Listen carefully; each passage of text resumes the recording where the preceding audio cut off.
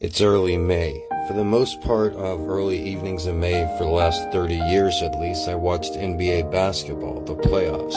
I don't really watch sports anymore, but it's funny how appealing they make it for someone like me who hasn't watched an NBA game all year. But in the corner of my eye, I see Luka Doncic or Ja Morant, and I'm curious how they did, even though it's no bearing on my own life whatsoever. I'd say most people, 90% of them, take sports too seriously, and it probably doesn't have any effect whether their favorite team wins or lose. Some people, they like sports because of the experience. They go to the Cub game or the Dodgers game with their friends and families, and they eat hot dogs and crack jokes about people's dogs. But once again, you don't need a sports team to do that.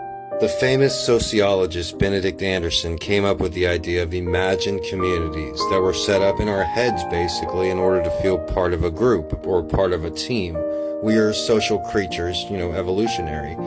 And I can see this better than anyone because I've never felt part of any group. I've always felt ostracized from the entire human society since I was born.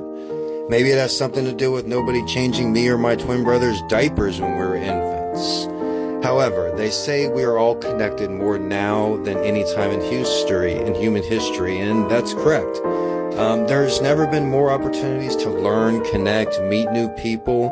It used to be if you wanted to go to school, learn a trade, be an actor or a musician, then you needed an agent, you needed a music manager, you needed to go to the school and apply.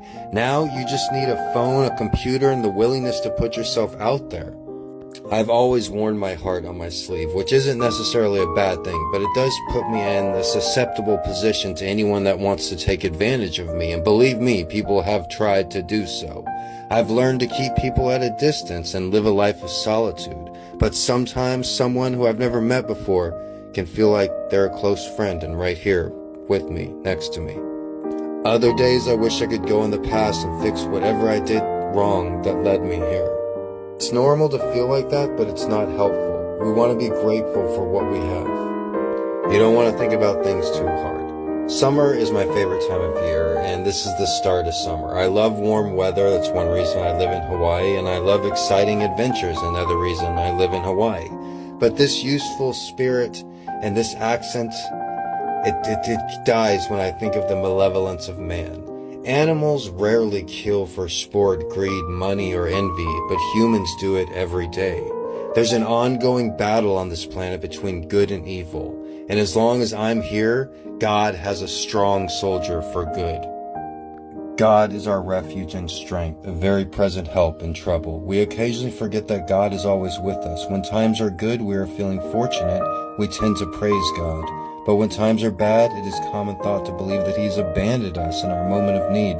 This is not true. As the Bible mentions, God is very present.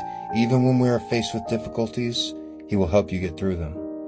Not every day is sunshine and rainbows, and even the most optimistic, glass half full kind people have a bad day now and then. Thanks for listening. I'm Mr. G.